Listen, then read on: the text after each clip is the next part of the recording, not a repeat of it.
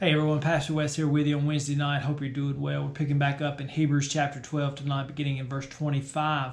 And it's one of those passages of Scripture that you read how we're to view God when our lives begin to unravel, how we are to view God when things become unstable. And in it, beginning in verse 25, it says, "See to it that you do not refuse him who is speaking. For if those did not escape when they refused him who warned them on earth, much less will we escape who turn away from him who warns from heaven. And his voice shook the earth then, but now he has promised, saying, Yet once more I will shake not only the earth, but also the heaven." This expression, yet once more, denotes the removing of those things which can be shaken, as of created things. And I love this last part. So that those things which cannot be shaken may remain. If you're struggling today, please note that in this passage, the author repeatedly used the word shaken, or a derivative thereof. If your world has been shaken, if your emotional life, if your emotions, your finances, your career, if anything else has been shook up, rest assured you are certainly not alone. If it's become difficult for you to sleep peacefully at night, then you know that your life has been shaken.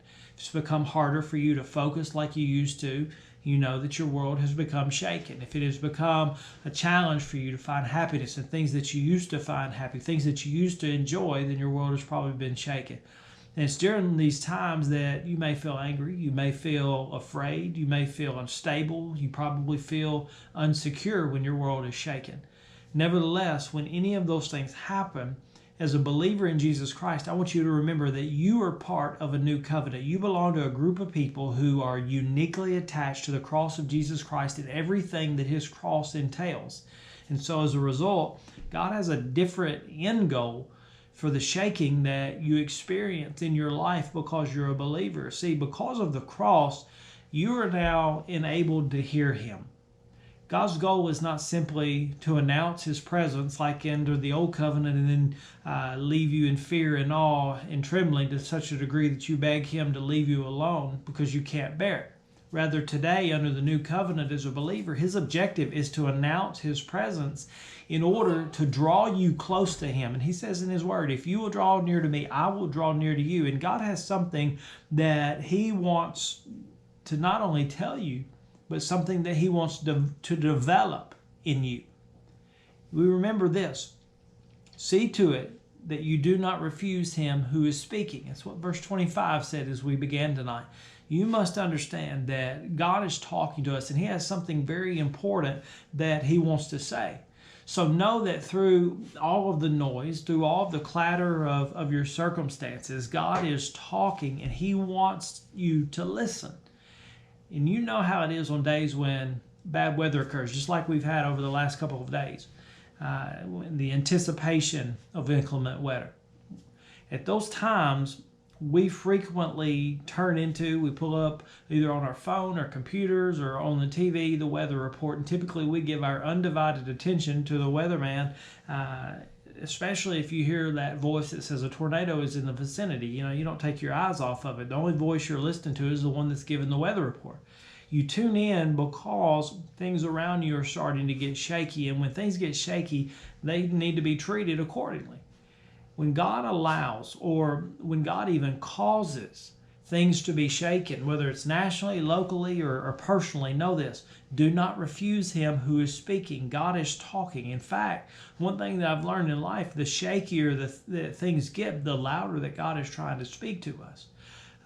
All through the Bible, especially under the Old Covenant, when God was getting ready to do something special, when God was getting ready to do something unique and wonderful throughout Scripture, it was always introduced by a painful scenario. God either allowed or he created anguish and pain in order to introduce a new situation. And frequently, when God is ready to do something new in our lives, and rest assured, God is always looking to do something new in our lives, he knows that we're not ready for it.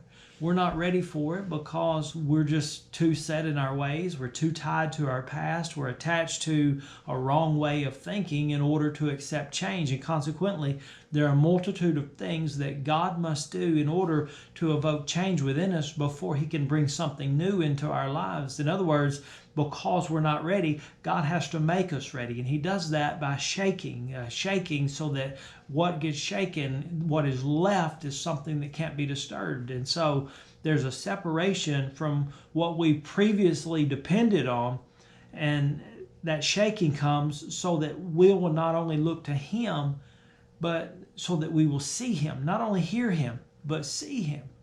You know, when the Israelites crossed the Red Sea, they crossed the Red Sea because God blocked them in there and there was no other place for them to go. Not something that we think about that often. We always remember the story of the Israelites crossing the Red Sea and God parting the sea and Moses there with his staff. And, that's all we see. But the fact of the matter is they had to cross there because God gave them no other option. He put them in a place where he could do something new in their lives and show them something about him that they would not have known had God not put them in that situation. They had Pharaoh on one side, they had the Red Sea on the other, and so they found themselves on shaky ground. They found themselves in an uncertain situation. And all they could see in whatever direction they looked was death. If they looked behind them, they saw Pharaoh, they saw death. If they looked in front of them, they saw the Red Sea, they saw drowning, they saw death. And the Israelites would have never seen God do the miraculous if they had not been positioned to such a degree that they were in need of the miraculous. One of the things about a miracle and why most people never experience a miracle is they never allow themselves to be in a position where a miracle will get them out of the problem that they're in, that it takes a miracle to get them out of where they're at. God had to force the issue with the Israelites. He had to create and he had to allow turbulence in their lives so that something new could be birthed. We'll pick back up here next week. Till then, hope you have a great rest of your week. I love you. God bless you.